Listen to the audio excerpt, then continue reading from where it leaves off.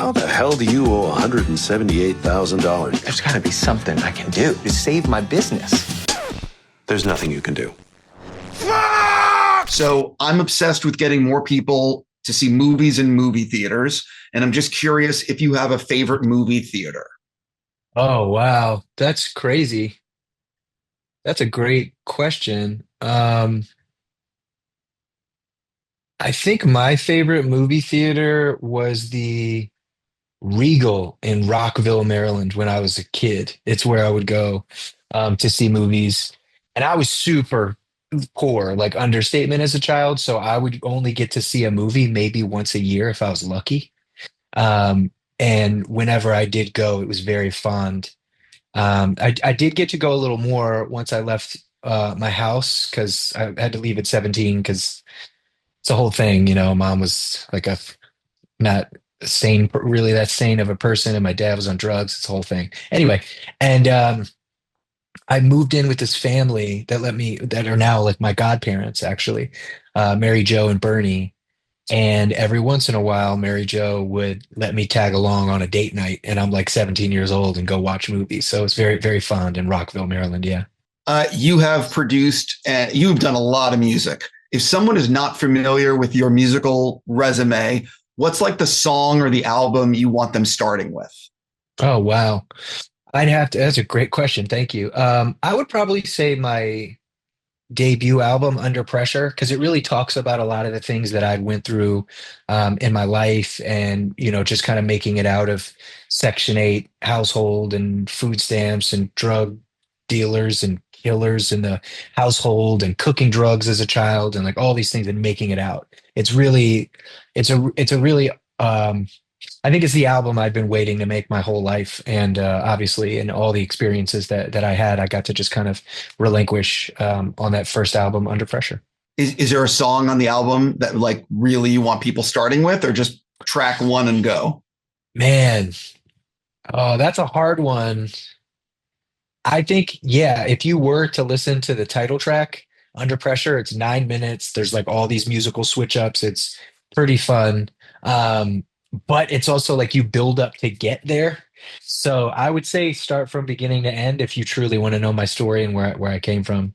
And it's just so funny because like I hadn't listened to that album in like over 10 years, and I listened to it recently, and all the feeling and the hunger and the emotion that I had at 24 years old, I was like, that's why I make movies now, because music hasn't made me feel that. Like even this, like being like nervous and excited to do this interview with you, it's like I'd lost that in music, because it's just like, how many times can you perform at Madison Square Garden? How much money can you make? How much of being on a constant hamster wheel, ignoring your mental health for accolades and number ones? It's just like, well, how much is enough before it's just greedy? So at the height of my career, I stepped away from music to focus on being the best father and husband that I could possibly be. And that was in 2020. And for the last, 5 years, or at least for 3 of those years, I was kind of lost, trying to figure out what I wanted to do. And it had always kept coming back to film, like make film, because I was so terrified to do it. So being able to talk to you, it's like, it gives me this feeling that I had when I was younger. Not like I'm like trying to chase like a crack pipe or anything, but it's like it's a fun feeling, is what I'm saying. So I can't believe I can say this, but so I asked Bono this question like 2 weeks ago, and I'll ask you. It seems to me like a lot of people that rap are very willing to collaborate with one another, and the rap game is just like filled with everyone guest spotting on each other's albums. But like rock bands do not do this. There's so many other artists that just don't do this in the music game. And I'm just curious why. Like, why is it that like, Green Day or Pearl Jam or whoever, these big bands won't really collaborate, but rappers will? That's an incredible question. When I think about like Dylan and Johnny Cash and, them like being familiar or not, or, cool with each other, things like that, back in the 60s, there's been so many incredible relationships amongst 1,000,001 musicians. I think the reason why you don't necessarily see guest spots is because Hip hop is more of like a village and a community, but it's also extremely territorial. And I think the thing about hip hop is, well, wow. I mean, musicians, everybody wants the spotlight. Everybody wants to kind of be number one in the mainstream aspect of it. So it's funny where I think rappers will work with people they like, and then they will also work with people that can help them get to like a different level. And then if this person helps this person and they're here, well, then this person might not like they could have catapulted this other person to be even bigger than them, but they'll remember that. So then they'll work with them again, and it's a whole game. But I think outside of the business aspect of it, it's just a family, man. You know, you get inspired by somebody, you call them on the phone, you say, "Hey, I think you're great. I think we could make something really cool." It's different because we're also it's poetry. Not to say that any other form of lyricism isn't. That's not what I mean. It's just a it's what it was. You know, I mean, hip hop was birthed in the late 1970s, right? When you think about what that really means, like it started with DJs. So the DJs, the disc jockeys would spin on the block parties. But they needed some form of representation. Then we bring in the MC or the master of ceremony. And it would start with a guy being like, my DJ's cool. Yeah, my DJ's fly. He's cooler than every single other guy. And then there'd be another person on the other side of the block being like, no, my DJ's the best. My DJ's the coolest. Ain't no way I'll let that MC fool us. Like that's how it started. And then the MC started to go, man, fuck my DJ, man. I'm the shit, like, you know, and then and it's that. So I think it's really also about the evolution of where this particular genre of music came from. Well, that's actually a very good point that I hadn't really thought of. So jumping into a little bit of movie stuff, like I don't know much about, and I'm sure a lot of people don't know much about like the movies you love. So do you have a favorite movie? Do you have a favorite genre? Like what's your movie? Man, wow. That's a hard one. I'm looking at like a giant Tarantino poster. Almost cliche to say it, but like I fell in love with cinema. I mean, I've been watching it since I was a little boy, but the thing that really changed my life was Kill Bill Volume 1, which came out in 2003. And RZA from the Wu-Tang Clan did the soundtrack. And I remember watching the movie and being so enthralled and like truly just being able to escape my kind of negative household through television and cinema. I watched this movie and was like, yo, this music though is crazy. And I'd always kind of heard of Wu-Tang Clan, but I never really dived in and knew it was nine different guys and it was this whole thing. And so that changed my life. And I fell in love with Wu-Tang Clan and then wanted to make music ever since then. So I would say though that Kill Bill it just did something to me as a kid. I was so wide-eyed and all the action and the dialogue and all this, that, and the third. I love Sophia Coppola. I love Lost in Translation. I love Fincher and Soderbergh and you know, especially just that like 90s golden era of like independent film. I'm just so like I couldn't experience it. I was like 5 years old. You know what I mean? So, but I love it. I've done so much research on it. But I would say, all in all, Kill Bill, it's my entryway to truly loving cinema. And then since then, it's like Linklaters and the Kevin Smiths and the yeah. I mean, even when it comes to foreign film, whether it's Godard or it's like so. I'm just a student and a sponge.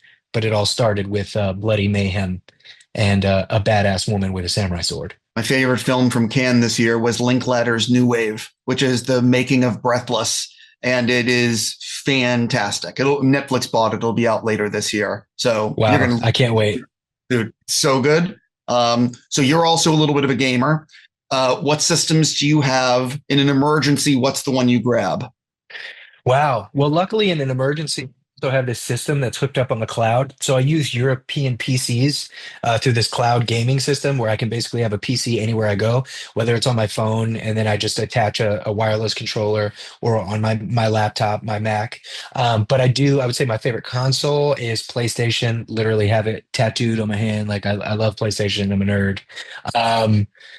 I also have all the safe codes from the Last of Us video game tattooed on my hand. I beat it over 30 times, but I just got sick of Googling it. And now you think I remembered I was off book for my whole film that I did Paradise. You think I could remember a couple numbers, but yeah, I would say the PlayStation. I'm throwing the baby and I'm grabbing the PlayStation. No, I'm just kidding. Your wife is like, what did you just anyway, I know you're a super fan of Last of Us. I read that you were in part two. Have you asked about being on the show? No, I never did. You know what's funny about me, and I'm sure we'll talk about this a little later. I never asked anybody for anything until I made this movie. So like anytime, like me and Neil Druckmann are like good homies. He's really genius writer and developer and all that. And so I was lucky enough to be a part of that game. But like once again, like I didn't even ask. You know what I mean? It's like I remember we had lunch years ago, probably in like 2015 or something like that, and me making a joke saying, "Hey, I'll play a trash can in any video game. I'll just be there like Oscar the Grouch or something." And I guess he must have remembered that. And then I got a call and I auditioned and for a part that actually went to another actor for the role of Jesse in Last of Us 2, Dina's love affair triangle situation with Ellie. And I didn't get it. And I was really distraught that I didn't get it. I was just like, fuck, I thought I did such a good job. And I remember Becky Dodd, who was head of casting, she's the sweetest woman in the whole world, was like, "Oh no, you were fantastic. It just wasn't right for the role because we actually ended up changing a lot of things."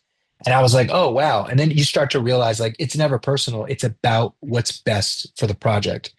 So I learned a very valuable lesson when they called me back, like, "See, we told you." So that was cool. Jumping into your film, Paradise Records, I think the most important thing that I need to ask you is for people out there that are wondering, is it a sequel to Empire Records? Yeah, no, it's not. I just had to do that. Of course. So, like, the trailer's out there and the premiere's at Tribeca later this week. But, like, what do you want to tell people about the movie? Because there's going to be a lot of people watching this that have not seen the trailer. Wow. The film is it's a movie. It's almost a giant MacGuffin. Like the entire thing is just so that I could just make a movie, and I was terrified to make a movie. But the film itself, it is dialogue driven. It is, a comedy. It's funny, depending, right? It's like everybody has their. But if you like things like Clerks and Friday and Atlanta and stuff like that, I think you'll genuinely enjoy this. I made it myself. I spent my own money on it, and it's not a vanity project at all. That was just after years and years of Hollywood saying no.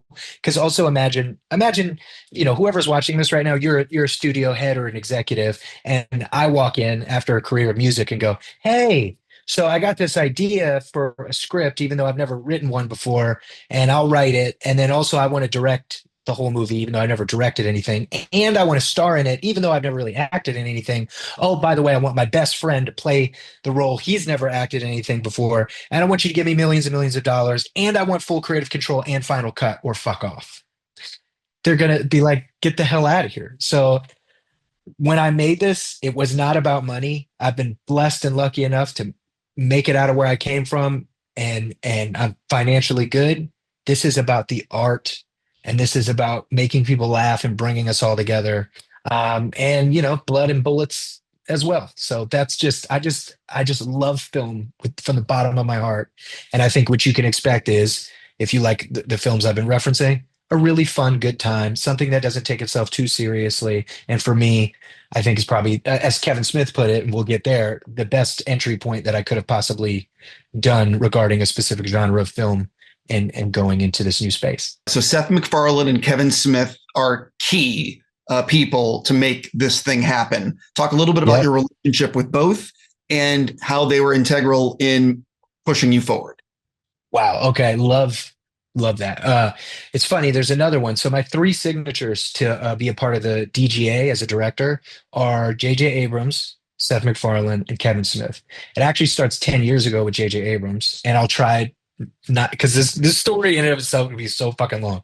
So me, excuse me, and JJ are homies. Like we just always connected on music. And like I don't think a lot of people know just how much of an incredible musician JJ is. Like, from playing keys and synths, he's a huge nerd in that regard, to vocals and singing. Like, he's dope, man. He's super cool.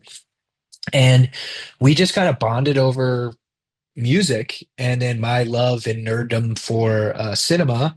And before I knew it, I was like, "Hey, man, I have this script that I've been working on."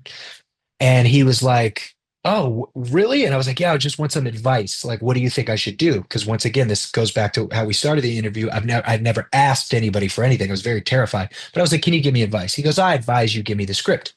And I said, "No, I don't. This isn't. Can you just give me some advice?" And he goes, "I advise you give me the fucking script." I was like, "Okay, all right. Got to put a phaser to my head there. Calm down." So I gave him the script, and he said he would have his head of film look at it. Mind you, this is a decade ago, and she read it. Incredible, um, awesome businesswoman. And next thing I know, a week later, I'm being sat down, and they're basically telling me how they're going to make the movie, and I can't believe it. I'm like, oh my god. And what I learned very quickly was musical chairs. JJ did not have to go out of his way and do that. And it was so sweet. But as soon as he connected me with these people, he was out of there. He was just making a connection, which was fantastic. And then we could just continue our personal relationship as friends. And over the next year, 2 years, like I said, the person who loved it leaves, and then nobody's there for that position, and then some other people are like, "Oh, you should change this and change that and change this about it," and then I do that, and then another person, kind of in power will come in, and then it's not that they don't like it, but they're like, "Oh, I think you should change XYZ," and I'm like, "Well, that sounds like the original version that I had," and they're like, "Yeah, that is that," and before you know it, everything falls apart. Now, once again, this isn't the production company. This isn't JJ. That's just fucking Hollywood. It happens all the time. And I'm not here complaining about it. I'm just saying I was like, well, damn. So I wasn't sure what to do. By that time, I had been sitting on a few different scripts, trying to make them, trying to figure it out. And just everywhere I go, it's just Hollywood is just hurry up and wait and no. Every corner, every this, every that is just no, no, no, no, no. And I'm watching others and I'm seeing other people that I'm like, I wouldn't say I'm envious of, but I'm very like, man, well, how come they got a deal? And like whose dick do I gotta suck? What's going on?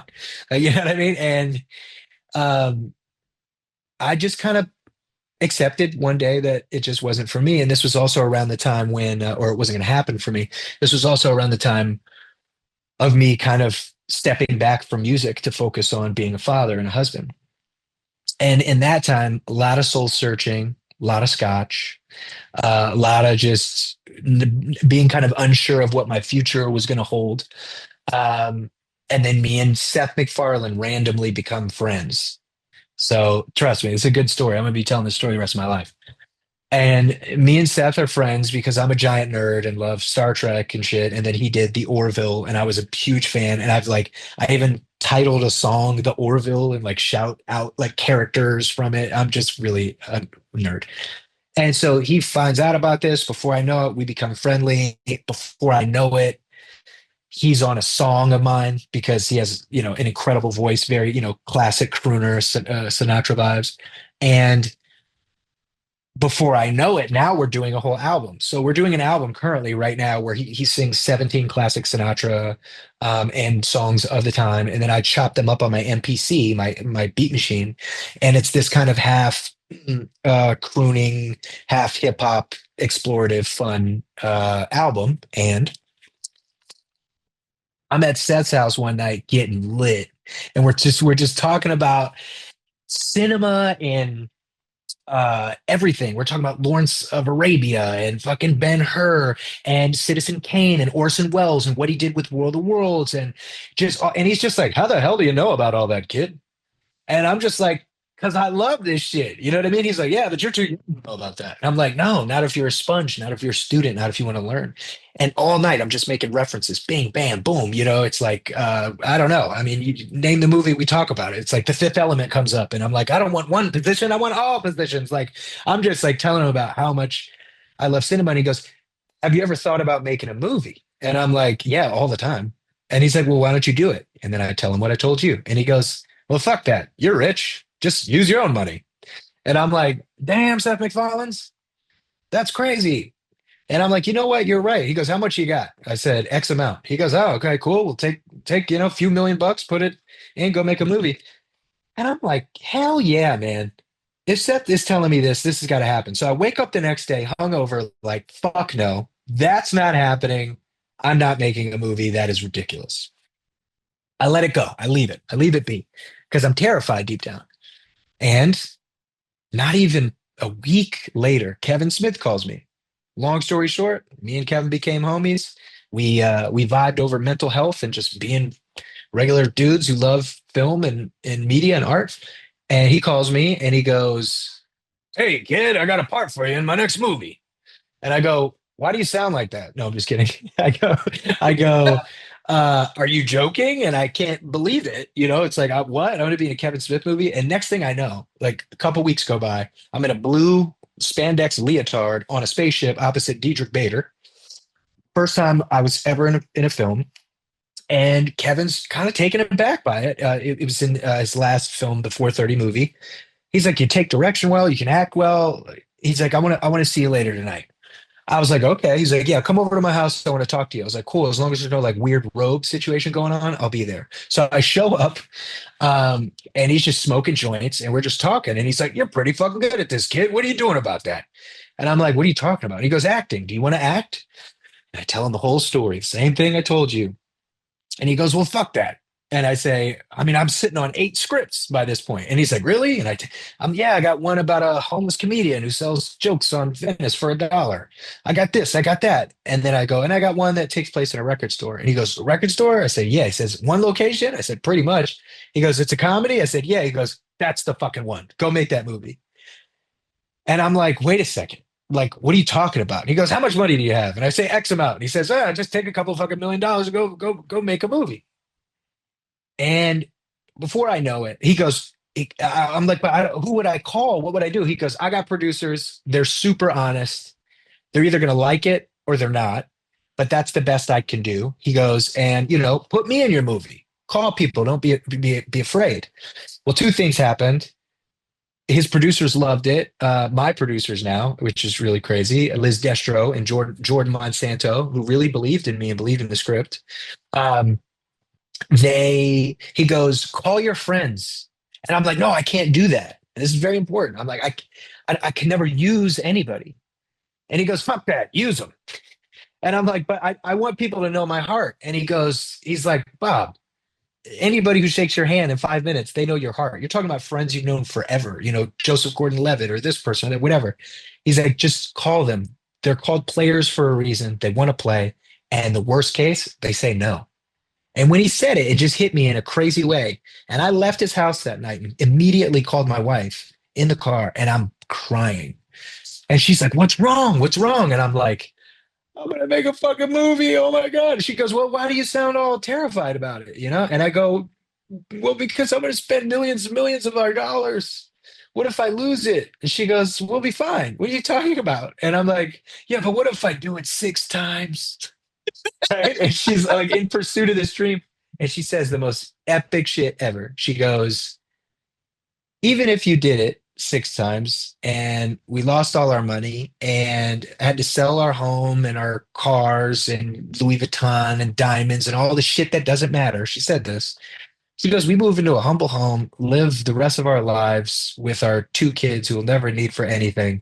And you're still Logic. You could jerk off and make $1 million a year for the rest of your life." So this perception was like, whoa, number one, I love you. Thank you, like, for being my rock and believing in me that much. And that's why I made a movie. I would say those 3 men and an even more badass woman pushed me to do it. Yeah, that's a fucking great story. So a million other things. So obviously this is an indie. You're paying for it yourself. And you're mostly at one location, but like how long did you have to shoot? How many days did you allow yourself? Because again, you're paying for it yourself. 1,000%. I wanted to do it right and I didn't want to cut corners, but obviously, you know, for the budget that we had to be concise. So 20 days, 4 weeks, not including a month of pre-production and getting everything ready. And I mean, I made sure that by day one of pre-production, I was completely off book. And I'm in every scene of the movie. So I needed to know that I didn't need to worry about that at all whatsoever. But yeah, 20 days. And they were the hardest and best days of my life. If you could go back in time to the first day of the shoot, because I'm sure during the shoot, you learned a lot, Yeah. and I'm just curious, go back to the first day of the filming. What would you actually tell yourself, like about the lessons you learned because this will be stuff that you now learned to apply to like the next movie.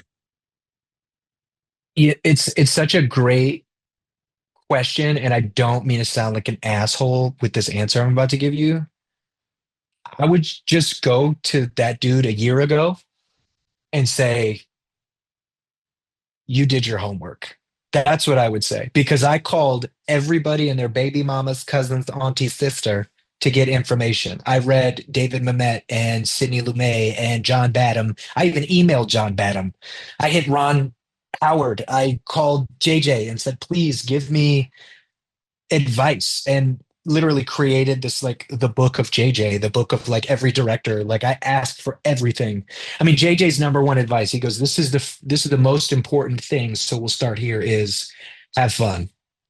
Like, it's just these little things where you're like, you don't you know what I mean? Another thing he said to me that was really incredible, he goes, as the director, let alone the producer and the star of this film, you're going to have everybody coming at you every 2 seconds for an answer that they need right then to put out a fire. And he goes, never forget that you have the power as a human being to say, give me 5 minutes, and walk around your set and think about the best way to approach and deal with that situation, because filmmaking truly is just all problem solving. That's all it is. I remember I talked to and this is important to answer your question. I talked to my producers before we started, even before pre-production. And I was like, what if somebody gets sick? What if an actor is extra and there's ego? What if we can't afford this? What if this gets canceled or this location gets shut down? And they were like, I was like, what if I get sick? What if, and they were like, whoa, Bobby. They're like, look, some of those things might happen. You know, you're going to get at least one of those, but not all of those things are going to happen. And by the end of the shoot, they went, Bob, they all happened.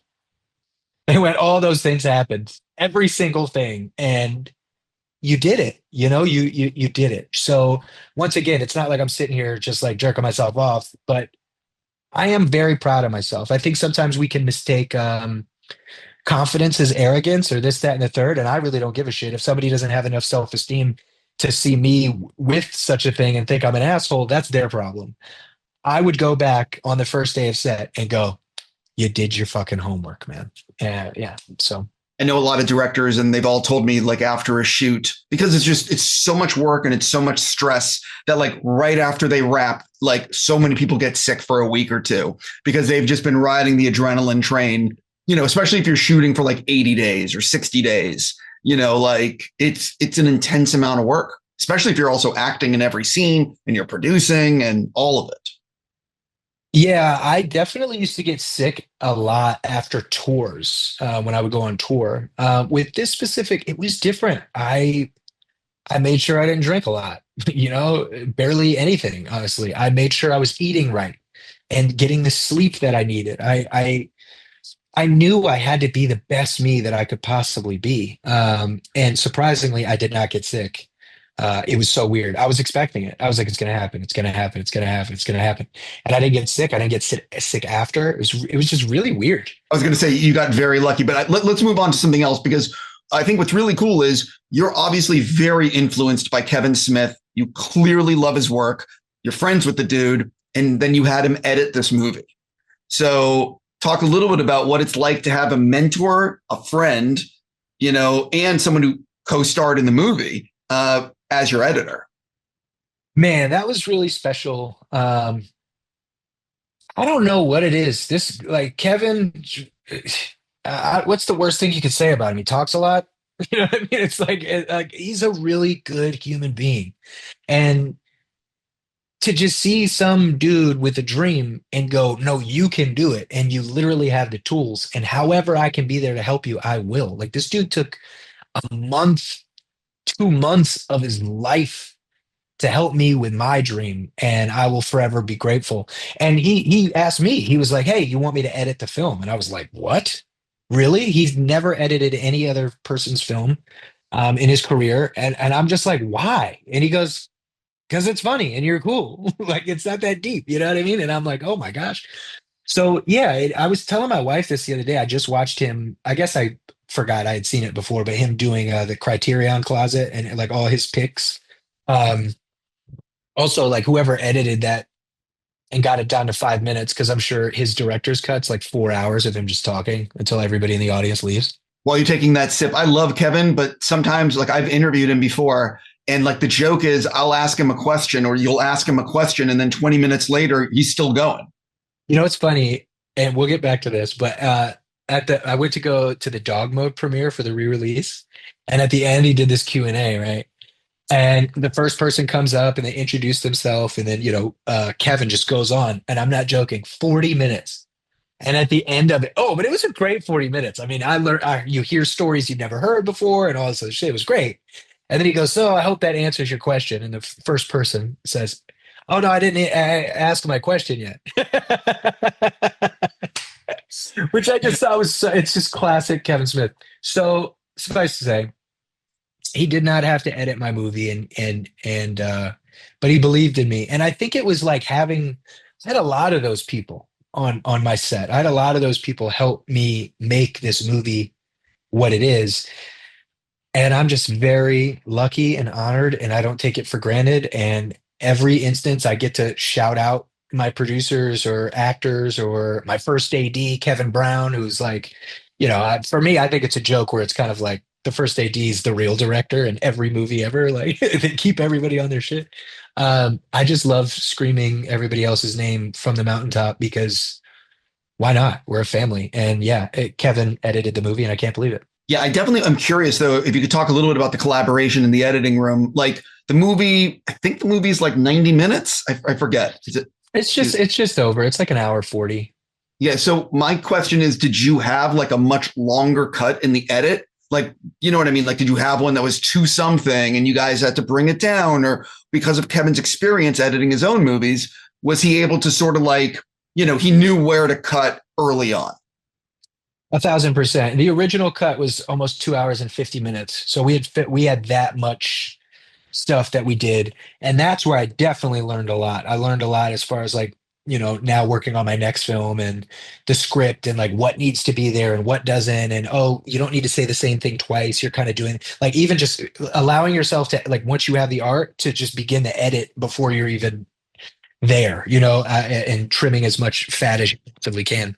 Um, but him being there was incredible. I mean, he was editing the film the first day we were shooting. So we would be doing a scene. There's actually a moment, you can see it in the trailer too, where it shows Paradise Records on the wall. And if you look in the bottom left corner, you can see Kevin Smith's head because he's sitting on the couch editing on his laptop. And I was like, oh my God, like I have to leave that in the movie. So it's like a millisecond, but it's there as an Easter egg. And he was there editing every day. And then the real edit came when we were done shooting. So I'd say about a week and a half later, I flew to LA and we just edited it at his house, like just at his crib. And I trusted him for so much. But the thing that I love about Kevin too is he goes, "This is your fucking movie." You know what I mean? Don't get me wrong. It's our movie. That's how I feel. I mean, ours as in it's the crews, it's the actors. It is our film.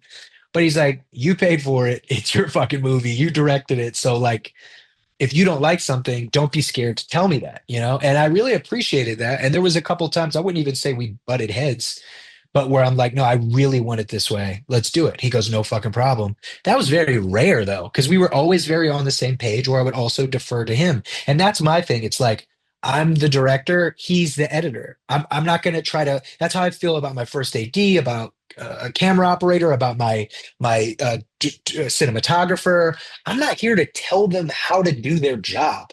Like as a director, I don't tell an actor how to act. I give them actions to do. Like there's a big difference. And I think that was also another thing going into this and understanding like I'm blessed enough to have incredible people in every department. Why would I micromanage them? I've already told them what I want. I told them my vision. I've told them how I see it in my head. That's I already did that. So it's like, even when I would give Kevin examples of how I wanted it edited, but also I'm like referencing, I'm like, yeah, Clerks 2 and Zach and Miri. And like, I'm like actually being like, yo, these edits and of timing are really great. And one thing in particular, there's a scene with Phil Lamar. It's also in the trailer. Um, incredible actor and voice actor. You know, he played Marvin in Pulp Fiction and the UPS guy on Mad TV. And I actually brought him back because of that, which is really funny. And the original, the scene now ends with it's not in the trailer and it's not a big deal. It's not a spoiler or anything. Um, there's this joke about me being mixed race, right? It's because I'm black and white. It's a whole thing. It's a meme on the internet. It's funny. So I kind of played into that in the film, and he finds my character accidentally says the N word without realizing that there's another black person in the store for him to explain to him, like, wait, no, no, no, you don't understand. I'm black, which is like so funny because look at me. And then once he's like, "Oh, that's all you had to say. Like, your dad's black. Who gives a shit? Whatever." Right. And then the way he ends it is Phil's character goes, "All right, y'all, stay black." And my character Cooper goes, "I'll try." And then Phil goes, "Yeah, keep trying." And then it just ends. Right. Now, originally, it was that. And then he goes to leave. And Cooper goes, "Hey, I had a question. Where's Marvin, who usually does this route?" And he goes, "Oh, his head blew up." And he goes, and then Cooper goes, "What? What do you mean?" And he goes, he got a promotion. Now he thinks he's better than everybody. So that was me just trying to pay homage to his original character and Pulp Fiction. And to me, it was fun and cool. But Kevin was like, "No, fuck that. You got to end on keep trying." He goes, "Because that's the laugh. That's the button." He goes, "Yeah, you're being cute and showing, paying homage, and oh, you're a fucking cinephile." He's like, "But this is about what's best for the film." And he did that a couple times, but besides that, we were just in sync the whole time. So I don't want to do spoilers, but you show it in the trailer, and so Jay and Silent Bob are in the movie, and Yeah. but there's a part of Paradise Records that it goes black and white, and I'm watching it, and I'm like, wait, what's happening here? Like, how is it? You know what I mean? Like, what's about to happen?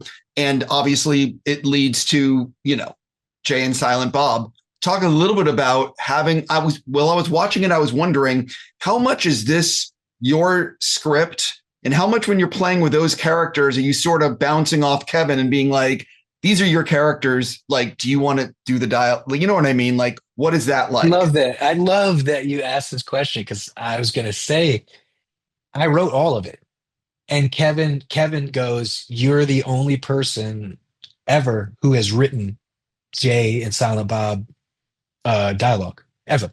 And he goes, "And the only reason why is because um, you understand it." He was like, every beat, it's like what I would say or how I would kind of write these characters. And it's just because I'm such a fan. I think there was only one thing he changed.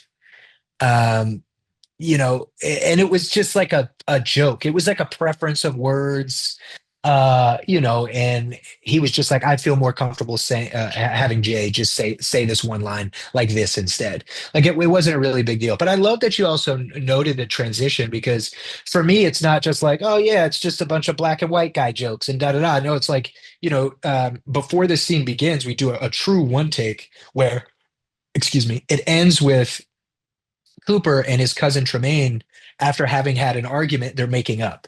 And while they're making up, like a lot of men, they're making fun of each other, So his cousin's like, "Boy, your hairline look cursive," and then, my character says, "Your credit score is a single digit." And it's just these kind of black and white jokes, which then lead into me walking down a hallway with a song playing with an intro about my mixed race that I had released. And then as all this is happening, we transition into black and white. So it's just like levels of like a biracial meme, which is just funny. Charlie Kaufman, so many incredible writers, but Charlie Kaufman is just like, write you, man. Write you. If you write yourself, there'll be nothing like it before. Even if we all steal, we all borrow, it's art. It is what it is. You get inspired by something, you want to do your version of it. But like for me, it's like, yeah, sure. There's been a million films, comedies about race, this, that, but there's never been one about a white passing black dude. Like that's funny to me. So, and for me, it could have been scary, but it wasn't. It's like if somebody has an issue with me talking about my race, that's their fucking problem. Like I'm very confident with who I am. Like, and I make myself the butt of the joke. It's not like I'm like, mulattoes are going to take over the world and create olive people one day, even though I do believe that. But yeah, so it's a whole thing. So I guess I have to ask, with Jay and Silent Bob being in the movie, Yes. does it mean that Paradise Records takes place in the View Askew universe?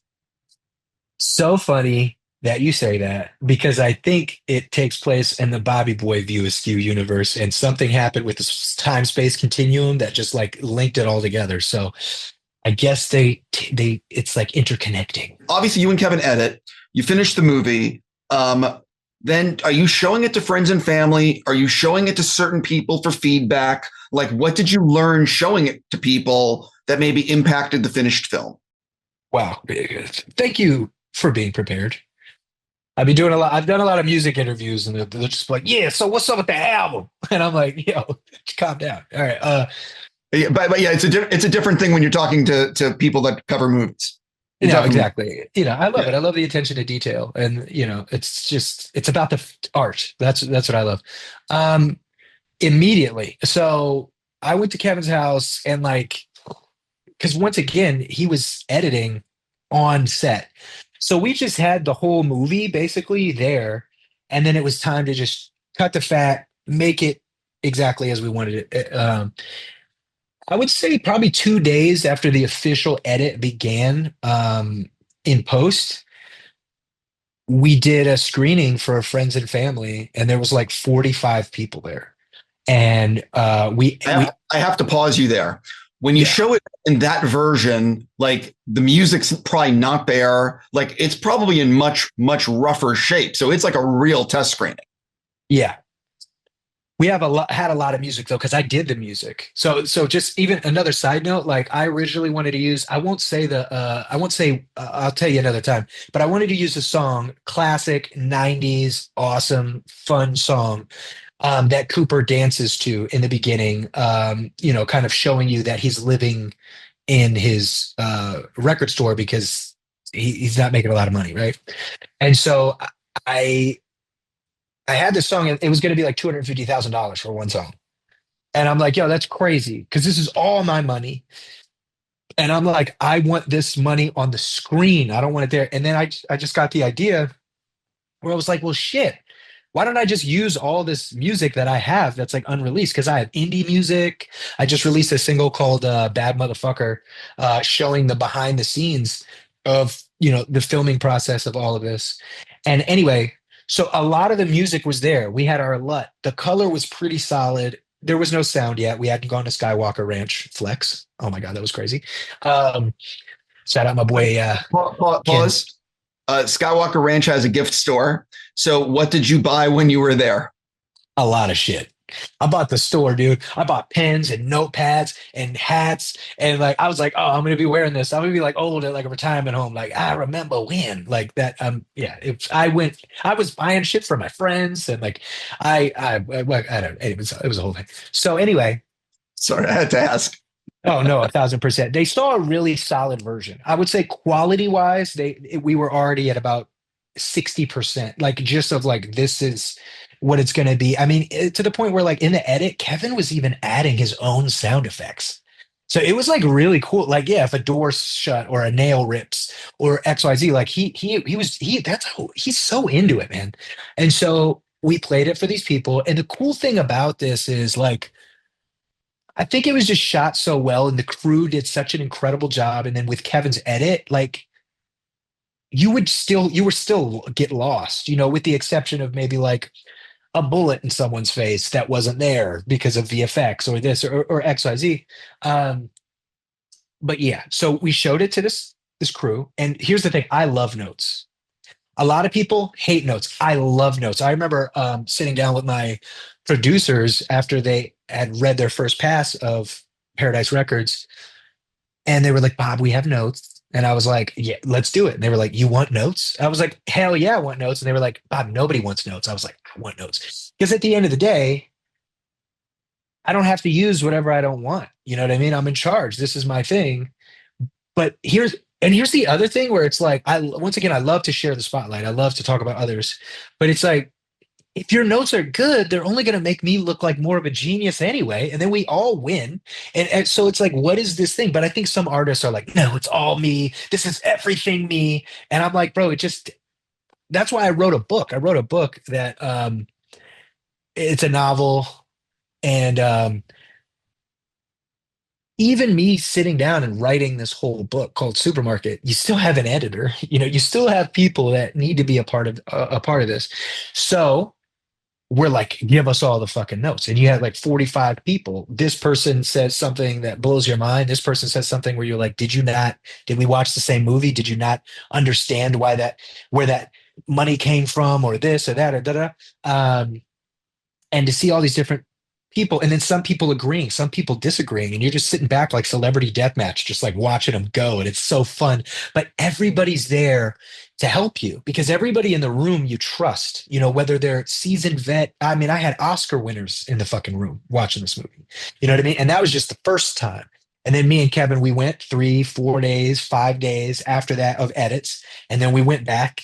And then we had a new, I mean, by then it was almost 60 people because everybody was like, we got to see this, we got to see this. And we did the same thing and we opened it up and we took notes. And I just literally took notes on what people were saying.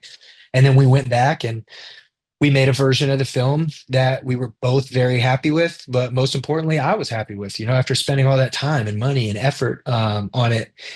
And then I said, all right, this is it. And some people might have had a couple notes, just a few people like, oh, I don't know about this. And I was just like, nope, this is it. This is because that's what Kevin said. Kevin stressed, he said, don't make decisions that you're going to regret. He was like, don't do something because you think somebody might be right, but in your heart as a creative, like you don't want to do it. No, fuck that shit. So there were some notes that I just completely didn't take from people who, when they gave the note, gave me a reason of why maybe somebody wouldn't laugh or it wouldn't work. And then we would then play the final and it worked. And you know what I mean? So I had to trust my gut. God, I feel like Kevin Smith, I'm talking. I'm not sure, but it is possible that your film has the most use of the N-word in movie history. It might be. I mean, I'm sort of joking, but maybe not. So no, I think it is. I think it's like 360 of them in there. Yeah, I definitely can't say the word and I won't. But like, I'm just curious if did anyone say to you, this is a lot? Or were you sort of like, this is the way people talk and it's going to be in the movie? It's funny. Yeah. I had let's put it this way. The only people who said that were white. So, and I don't mean that like, oh, let's make it a race thing or this. It's just like the only people who were like, it's kind of a lot of N-words were white people. So I'm like, how are you even a part of this conversation? You know what I mean? And by the way, like that, like I was debating asking it, but like, no, it's a great question. I'm saying it's a lot. Like, here's the thing. It's a lot, but like, it's people talking like the way they talk. It's not like, do you know what I mean? It's like, let's be very clear here. I probably only wrote about in the whole movie, max like 12 N-words. This is what happens when you cast someone. So I casted Tremaine Hudson, my best friend, who destroys it. Now you have to ask yourself, why does somebody who's never acted before do such a great job and pretty much steal the show in this movie? How is that possible? Because I wrote him. You know what I mean? Obviously, it's a complete dramatization of who he is, but that's who he is. And when he was on set, there were times where I was like, can you not say nigga like 80,000 times in this scene, please? And he'd be like, yeah, okay. And then he'd be like, so anyway, nigga, like, and he would just like, it just, I was like, I'm not going to try. It's so authentic. It's so him. And it's to the point where you almost become desensitized to the shit. And there's a whole back and forth, obviously. Like there's race warriors and who can say what, or, a large percentage of the Black community who thinks it's completely off limits and nobody should say it, to which I get. Like, it's at the end of the day, this is how this dude talks. So I just let him cook. And to me, it feels extremely authentic, even though probably for the first 10 minutes of the film, it's a bit distracting. But then you just get used to it and understand that it's just, this is how this guy and a lot of people out there speak. It's that simple. And I didn't want to step on his toes. And somebody could try to argue like, well, if he's a good actor, then he wouldn't have to say it. And I'm like, bro, watch the fucking movie. That's who he is. This is the character. Now, in my next movie where he's going to co-star, I ain't got time for that shit. Like you got, I was like, this is a different character. Okay. Like you need to play. And he's like, okay, I got it. I got it. Don't worry. So yeah. I'm sure there are going to be people wondering, like, how much is improv in the movie? How much is scripted? And what was it like? Did you do what a lot of people do, which is, okay, let's do a take with the script. And then, okay, you can do a take with whatever the hell you want. That's exactly what we did. So for the most part, we did every take. And there was a lot of the film that what I wrote was sufficient. It worked. It was fun. And then there was some where, on the second take, when I'm happy, I'm like, okay, now just do whatever you want. And they beat me every time. You know what I mean? And I love it because these actors got it. Or I beat myself. That sounds a little weird. Anyway, and like improv, like a line or something that wasn't supposed to happen at all. Kind of like the scene with the kid trying to buy drugs and he just keeps naming off like every single drug imaginable. Like that wasn't in the script. And, it was really great. Another thing too is, for example, my father. So this is what's really crazy. In the film, there's a character named Uncle Tony, and in the trailer, you can see that it's me and Eddie Murphy, old makeup guy stuff. And this guy is a piece of shit, right? Like he's just like one of the worst human beings ever.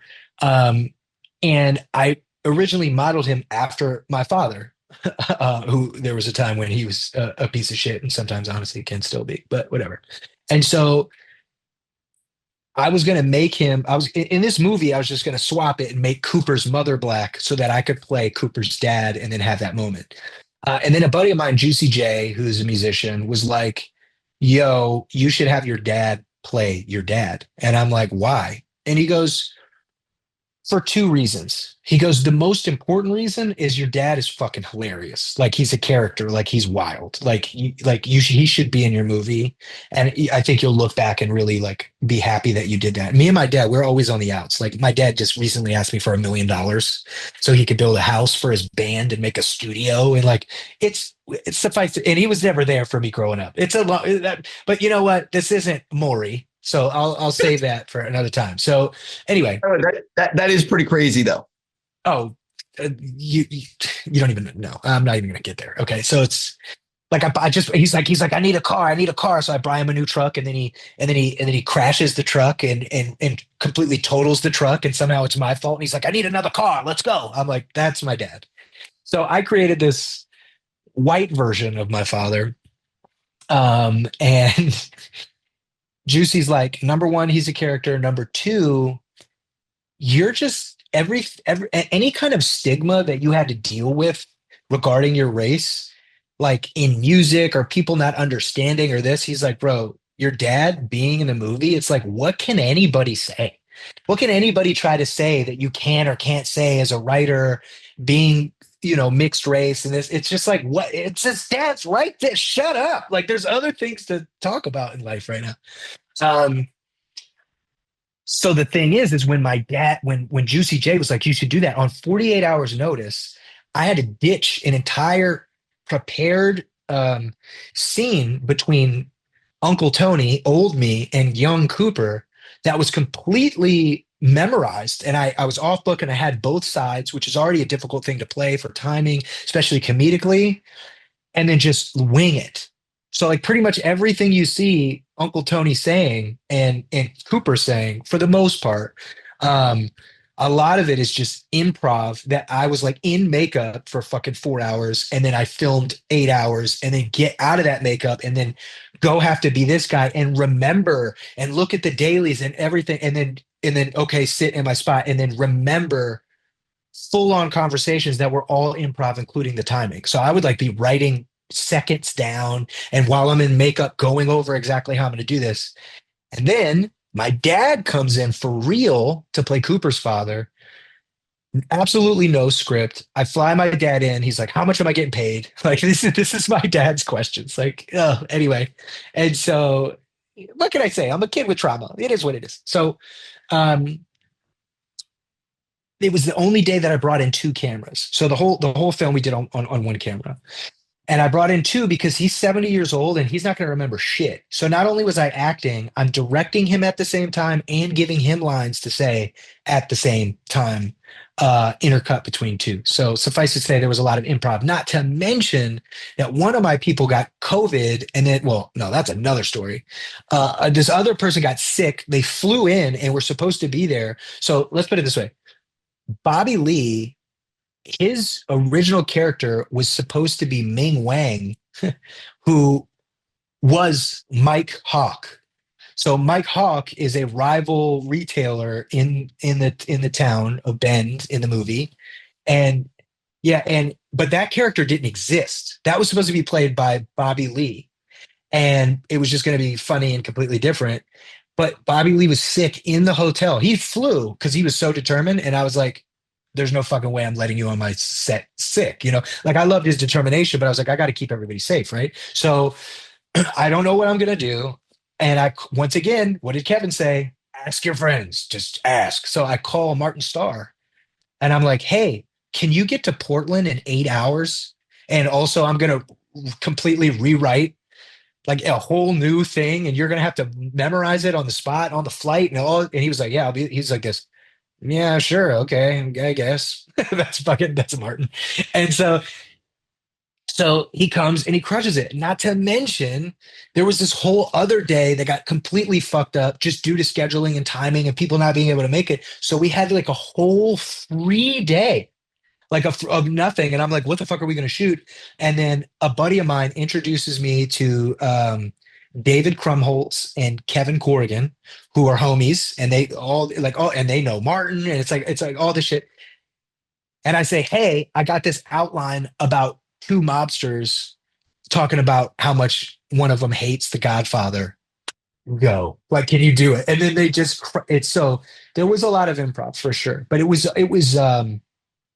constructed and it was there, and but it was a team, and it was a unit, and it was a village, and I think that's why it went so well. Sorry, Kevin Smith, you again. Speaking of some of the guest stars, I think that there's a lot of cool people in the movie, but getting Joseph Gordon-Levitt is obviously it's Joseph Gordon-Levitt.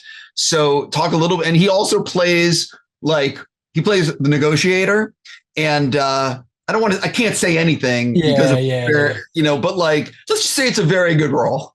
Like, it's a very good character. I that's one idea that I had, because like I said, 10 years ago I had basically a version of this script. I'm 25, so I was a fucking Paul Thomas Anderson making Magnolia at 26 or anything, so I don't think this version was that great. But that is one thing that stayed in it. And I don't want to give it away why it's so funny, but it's so funny because of the limited time and the fact that you get this big A-lister. It's so funny. But he absolutely crushed it. And, he gave me my first real acting gig on a show called Mr. Corman that came out during COVID in 2020. And he believed in me and basically had me play this character. And this specific episode, it was like all kind of revolving around this guy that he let me play. And he's always supported me. And Joe's just always been so kind and nice to me and supportive. And so I was like, hey, man, you want to do this thing? And he's like, yeah, sure, no problem. Okay. And I'm like, oh, my God, so it's crazy. I want to interrupt you with a lot of these like cameos. Like, it's all good. Like when Joseph says, yeah, I want to do it, but then you still have to negotiate with people to get him in the movie. What is that like behind the scenes? Or was it actually like really simple because everyone's like, I want to do this? Yeah, honestly, it was pretty simple because it's just like, everybody's getting paid scale, like just straight up. Like, it's just like, it doesn't matter how big that you're getting scale because all the money's going on the fucking screen, and if one day some studio wants to give me $20+ million to direct a feature that I didn't even write, and it's just really cool, I'll remember that. And I'll call you and I'll make sure you get a nice little bag and, get you casted somewhere else. So, yeah, no, that was the thing. It really wasn't that hard because it's called Favored Nations, where you just basically everybody, it's equal. Are you in or out? So it was really cool because, but what's funny is I will say this, not about anybody in particularly, and it's in particular, and especially not JGL, just other people. You'd be surprised. Agents suck. Like agents will be like, nah, I need this, da da da, or my client's not doing it. And then I call their client, who's one of my best friends. Like we just had a couple drinks the other night and we're talking about this, and they're like, I'm in. Look, I'm booking my flight on myself. I'll be there in fucking 2 months. And they're like, nope, they're not going to do it. And then I call my friend. I'm like, hey, I get it. If not, and they're like, what are you talking about? And I'm like, your people said that like you're not going to do this if you don't, and then they fire their agent. Like there's a lot of gnarliness that goes on behind the scenes for people that aren't really doing shit. I'm not saying agents don't do shit, but I'm saying some of them don't do shit. You know what I mean? No, dude, And yeah, I've heard horror stories, and it's the same thing where it's like I'm not on that thing, but like I have tried to do certain things, and it's amazing. Like the personal publicist will be like, "Fuck off," and be like, "Really? Okay, that's cool." Text the person, "Oh, so we're not going to do this," and they're like, "What are you talking about?" So it's like there's like a gatekeeping. It's almost like you're just doing your job, but like sometimes it's just not necessary. see, but that's also like why I love how we met. Because sitting down and just shaking someone's hand, I think it's very important. You know, whether you share a meal with somebody, like I don't, I have no ego. Like I love meeting people because if somebody had pitched the company and was like, "Oh, Logic has a movie," blah blah blah, somebody could be like, "Logic, the rapper, like what? Like I don't even know if that's gonna make sense right now, like for real." But then when you sit down with somebody and it's like, "Holy shit, this guy loves movies." It's like you're just like, whoa, this is kind of crazy. This is not what I was expecting at all. You know what I mean? Like that shit is so important. And so I love personal relationships, personal connections, and that's why even this, like, dude, like you popped my cherry. Like this is my first film interview. Like I'm every time if whenever I run into you, I'm just gonna be like, oh my God. And then I go to give you like a kiss and then be like, oh wait, let me dap you up because we're Right. both weird about Right. germs. There it is. Right. So we're almost done, but I definitely have to touch on your film is premiering at Tribeca. And as far as I know, all the showings are sold out. So what the Yeah. fuck is that like to be premiering at a film festival where all your showings, and they added more showings because they were sold out? I can't believe it. The long story short, I wanted to get into Sundance so bad, and that didn't happen. And then I really wanted to get into South by because it's like comedy mecca in Austin, and that didn't happen. And I was distraught. And then I like got on the phone with the Chinese theater and was about to spend over $150,000 for the red carpet to get it out, invite 700 of my fans, do my own premiere, fuck it. And the next day, Tribeca called me. It was like, "You're in, and we love the movie." And I cried like a baby. I cried so much, man, because I always have to do everything myself. It's like I have this great idea for a movie. Nobody wants to give me money, so I got to do it myself. Like, it always feels like, man, like can't the figurative and literal red carpet just be laid out just one time for you, boy? Like I got to do all. And then it happened, and I was like, "Oh my gosh!" And yeah, it sold out less than 24 hours. Like, bro, we're about to turn up. Like, Tribeca ain't never seen no shit like this. My fans are going to be out in the streets, not even with tickets. They're just going to pull up, hope like this, like, "Oh, rush line," And then the funny thing is like, fuck that rush line. I'm going to be out there because I bought a couple extra tickets at everything, so I could give some away to fans who maybe couldn't afford it or whatever. So, what does it feel like, man? Feels like fucking they really like me. What's her name? Fucking Gidget. You like me. What's her face? Who Uh, said that in her Oscar oh, it's speech? I know who you're talking about. It's Miss Doubtfire, fucking Sally Field. Sally Fields. Yeah, yeah. Anyway, that's how I feel right now. But just like and I'm not trying to flex, but like I just texted JJ Abrams today and I was like, it's Friday. Like I can't believe it. And he's just like, you go, girl. Like it's so cool just to be this is a feeling I have not had since I was in my early 20s with music because you only get to make your first film once. You only get to premiere it once. Well, unless it gets bought and then you do a second premiere. But anyway, you only, and so I'm soaking up every minute. I'm learning. I'm a sponge. I'm a student. I'm having a blast. I'm having fun. And um yeah, yeah, I'm just happy, dude. It's crazy. So where, you've been done for a little while. Where are you in terms of, like, you mentioned you're working on other scripts. You've written a bunch of others. What is your plan for the future in terms of for the next one? Are you hoping that this, you show it, it gets bought, maybe someone wants to invest in the next one? Like will you make another one with your own money, or like, what are you thinking about for the future? Thank you for asking that. Nothing will stop me from making films.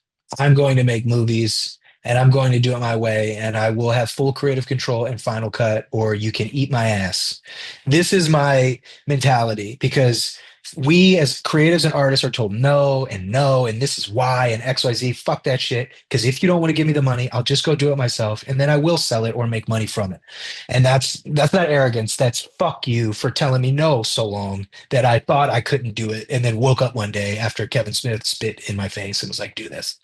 So my plan is this. I would love to sell this film.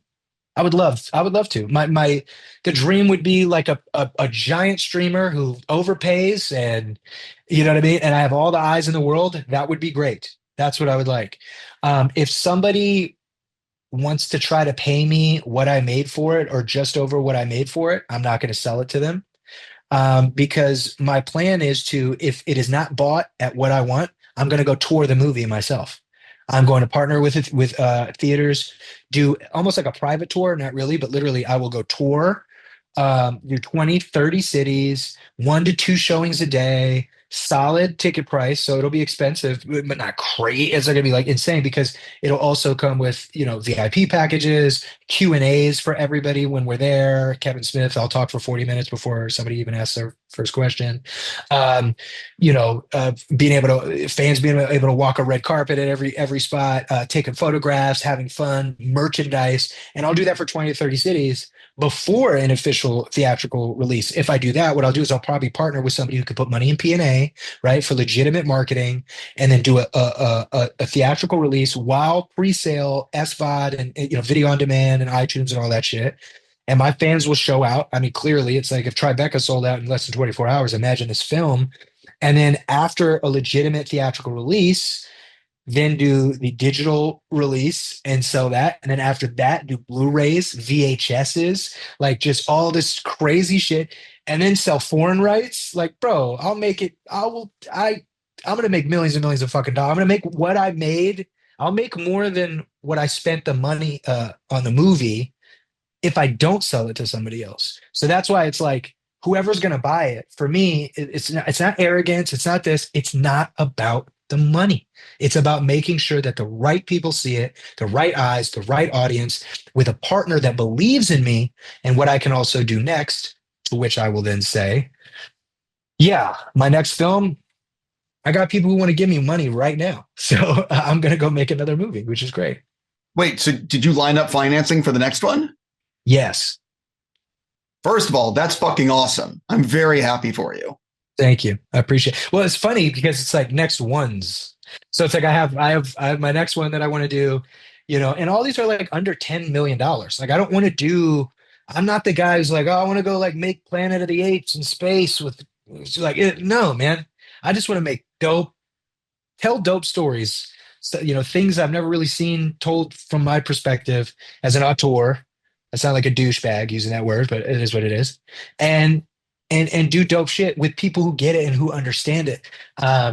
So it's like, yeah, okay, this person wants to fund this script, but I'm sitting on eight other scripts and talking to somebody about this one, and this one I'm probably just going to fund. It's like there is nothing but the grace, but God, the universe, whatever, that will stop me from making cinema as my primary form of artistry for as long as I want. Yeah, I've heard, so many people have said to me, making the first one is the hardest one because you have to show everyone you can actually do it. And then once you have something, it is so much easier to be like, this is the movie I made. I made it for this price. I'd like to make this. Are you interested? You know what I really want to do? And it just hit me the other day. I was like, why not do Paradise Records as a series?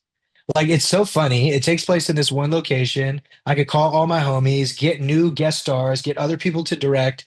The formula is already there. So that's another thing for me. Like, depending, like, fuck a sequel. It's like, why not go do 8 to 10, 30-minute episodes?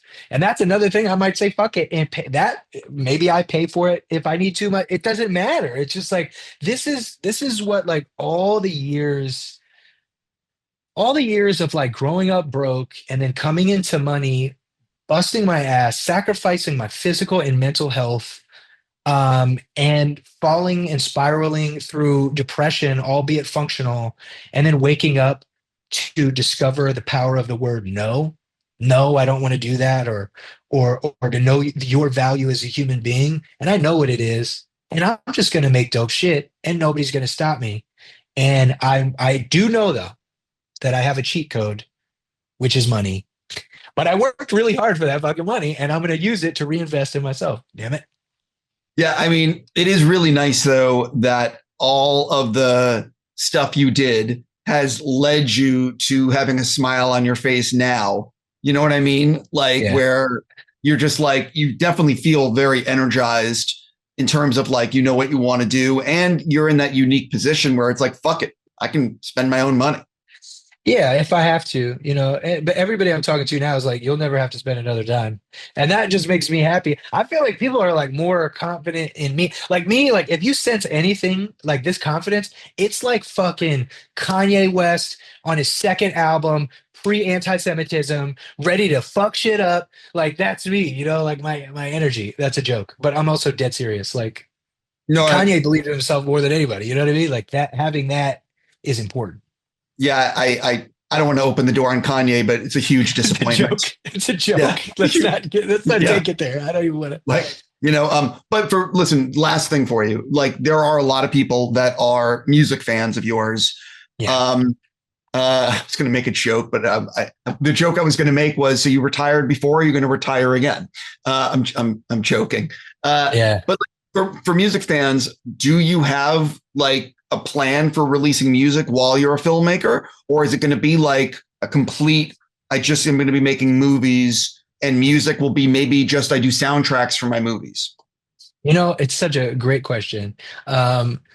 I'm sitting on 10 albums right now, and I'm releasing music like weekly. So every week I'm releasing like, oh, here's this indie song where I'm strumming a guitar, and here's this super boom bap 90s golden era song, and here's this like trap turn up song. I'm just constantly churning it out and having fun. I have an entire album with Morgan Freeman, an audio cinematic experience that takes place in 1860 runaway slave through emancipation. It's basically rap Django, like, and all the biggest voice actors from the 90s and 2000s, from Cartoon Network to Nickelodeon, like all on this thing. It's straight Orson Welles radio play vibes. The Seth album, I'm doing a Cowboy Bebop album with the original voice actors from Cowboy Bebop, and wrote a thing, and I'm going to call it Session 27 because it's almost like the fan fiction version of yeah, it's I need to pause you there. So the Cowboy, because I'm curious on the Cowboy Bebop. So is it one of these things where like you're not like, are you, because like with Cowboy Bebop, that's like an IP. So are you sort of like doing something that you're just going to release, or like how does that work? Yeah, I'm just gonna get these voice actors that are friends of mine to just play their characters and fucking put it out. Oh, so it's one It's of like these things where it's like as fans, you just want to release it and you're not really yeah, I looking just want to to get. I just want to. No, no, no. It's not gonna be like, here's a Cowboy Bebop album. It's like, no, here's a really cool album with some skits from these voice actors because I can pay them. Like, you know what I mean? And they're yeah. So it's gonna be super fun and simple, and it's not gonna be like look at the Cowboy beat. Like, no, no, no. It's not gonna be like that at all. It's just some dope hip hop shit. You know what it's like? It's like, imagine. One thing I love about hip hop is like sampling. MF Doom, he did a lot of sampling of like classic cartoons and different shows, and Victor Von Doom and all this stuff. It's like, imagine if you could, instead of having to go in and like sample that and take it, if I could have that same vibe and feel by just picking up the phone and going, hey, legends of actors in the voiceover community, would you mind reading the script I wrote? And they all went, yeah. And I'm like, whoa, that's so cool. So I'm just here to make dope art, dope shit, have fun, and I've done a collab with Cowboy Bebop before. I had the original artist like ink this merchandise. We did a whole collab. So fans are already familiar there. But I say all this to say, clearly a lot of music is coming, and it's because I've been sitting on it, and it's like breathing for me. I think a lot of artists, when they want to go from one thing to another, like my first novel, number one New York Times bestselling author, Flex, you gotta say it. It's an accomplishment. You got, come on, man, good job. You fucking, I didn't even graduate high school. Look at this. Anyway, so when releasing that, I did it under Bobby Hall, not Logic, and I regret it because there was a part of me that was like, oh, that's different. This is a different side of me. Or even when I would start to make different genres of music, I was like, oh, well, if I'm doing this indie shit, I should call myself something different or go like buy a band. And then one day I just woke up like, bro, there is no fucking Spoon. Keanu in the apartment on the way to see the Oracle. Like, just you have a cheat code that as many people know Logic. So stop trying to confuse them with all this other shit. Just do what you're going to do. And that's why this says written and directed by Logic. So suffice to say, I love music. I am not in love with it anymore. I am in love with cinema, but I will not allow the part of me that enjoys making music nor my fan base to go without new music as long as I'm happy and into it. I totally understand that answer. And it's a good place to stop. I will just say that for anyone who's made it this far through, we have not talked any spoilers because no one will be able to see the movie anytime soon outside of Tribeca. So while I would love to talk about the third act of your film and how much I laughed at certain sequences and at other points of the film, I've avoided all of this because it's not right for people that have not seen the movie. I agree. And hopefully I'm cool enough to maybe come back when this thing is actually out in the world and we can really go in. Yeah, I mean, well, hopefully what will happen is when it's playing in LA at some point, we will do a Collider screening. And that way, wow. people, you know the way that works.